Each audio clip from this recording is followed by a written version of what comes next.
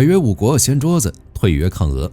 2026年，欧洲的地缘政治版图正经历一场自二战以来最猛烈的改变。针对俄罗斯的联合行动已经开始了。波罗的海3国立陶宛、拉脱维亚、爱沙尼亚正式退出渥太华公约，芬兰将于2026年1月退出，波兰预计2月初退出。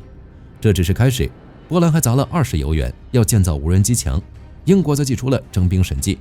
那么这些国家为什么要退约？对于俄罗斯的装甲工事、地雷有多大的作用？波兰的无人机墙能不能抵挡俄罗斯的无人机？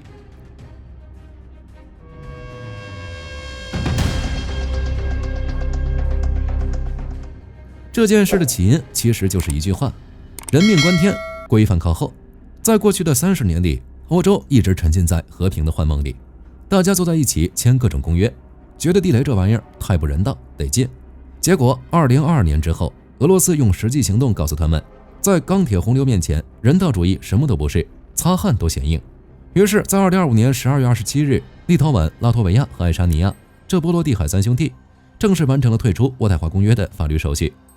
这意味着从这一天起，他们生产、储存、部署地雷不仅合法，而且合情合理。芬兰和波兰也没闲着，预计在2026年初也会完成退约程序。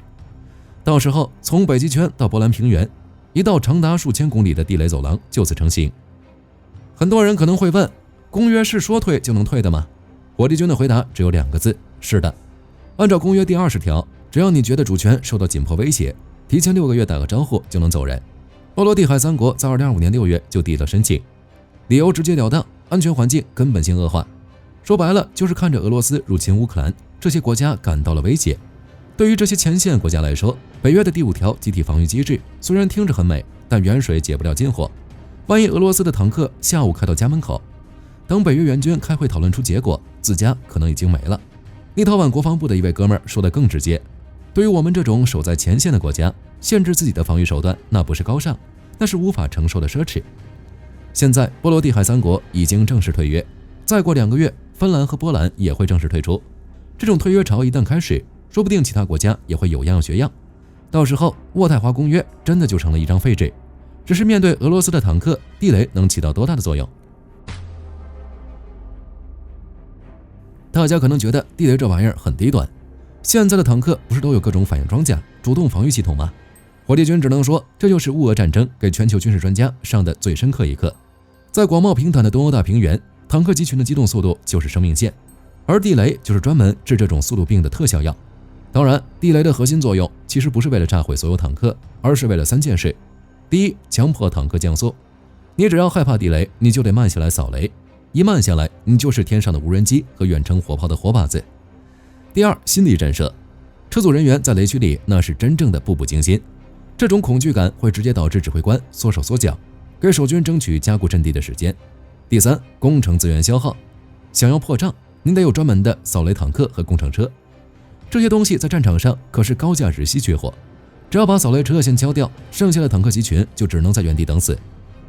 简单来说，在北约与俄罗斯的边界，波罗的海3国的反坦克地雷负责炸断 T90M 的履带，杀伤人员地雷负责让那些想下车排雷的工兵有来无回，最后再配合武装直升机和反坦克导弹，在预设的死亡地带里把这些几千美元的铁疙瘩当靶子打。剧本已经写好了，就看俄罗斯怎么演了。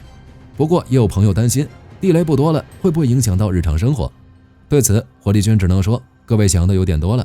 5国要布的地雷不是那种普通的死雷，而是新一代智能地雷，可以远程控制，定时自毁，甚至能通过传感器识别是坦克还是过路的老奶奶，这就从技术上避免了误炸的风险。相比较其他4个国家，波兰还多了一步，那就是建造无人机墙。如果说地雷是地上的钉子，那无人机墙就是天上的天网，拦截俄罗斯随时来袭的无人机。听起来很强，但花钱。波兰现在的国防开支占到了 GDP 的 4.7%， 高居欧盟第一。主打一个宁可把钱花在墙上，也不愿把命丢在战壕里。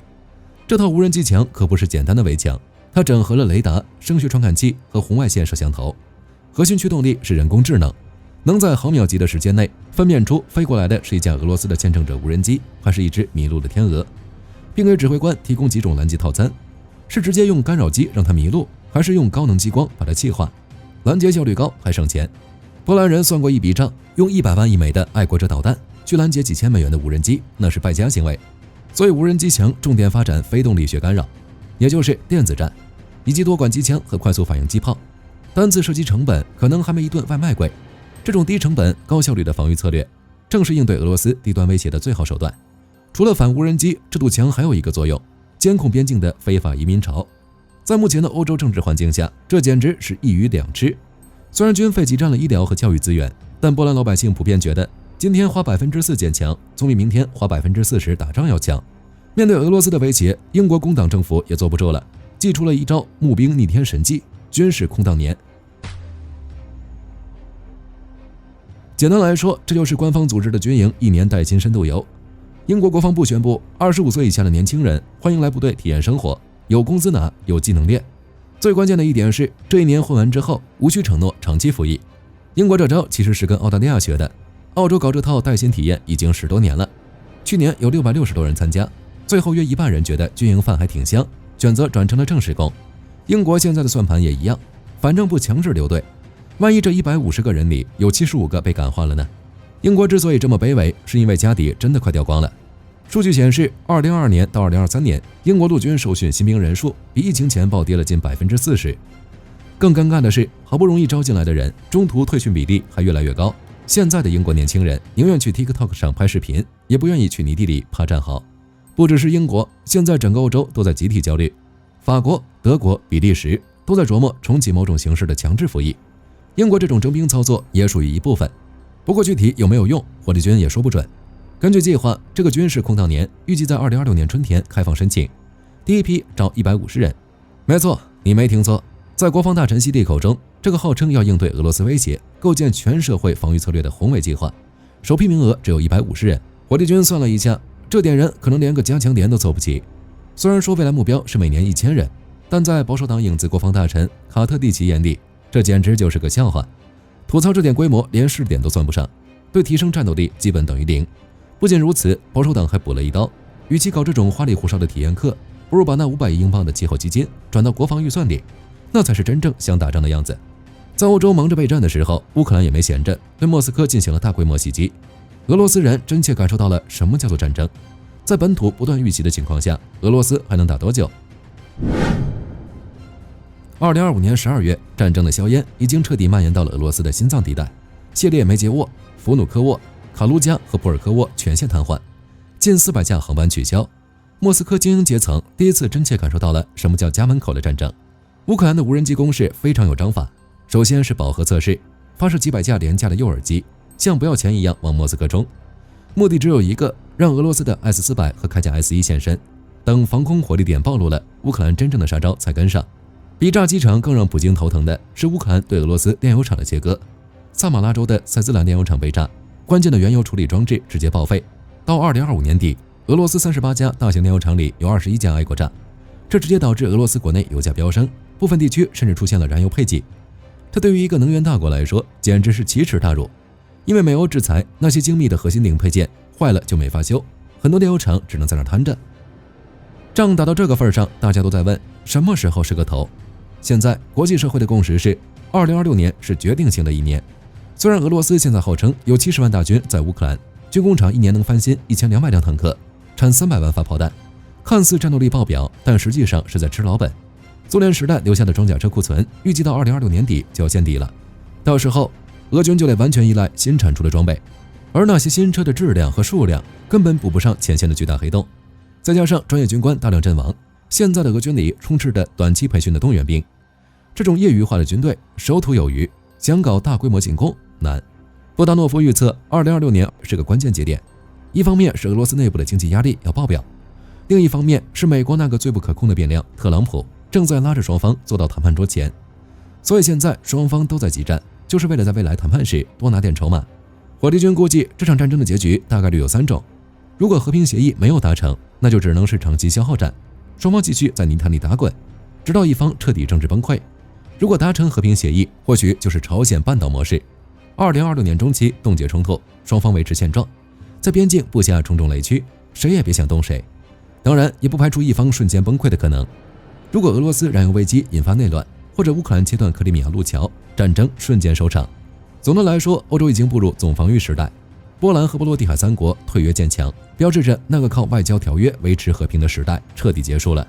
现在的欧洲安全架构是建立在厚实的雷区、严密的 AI 监控网以及足够多的国防预算之上。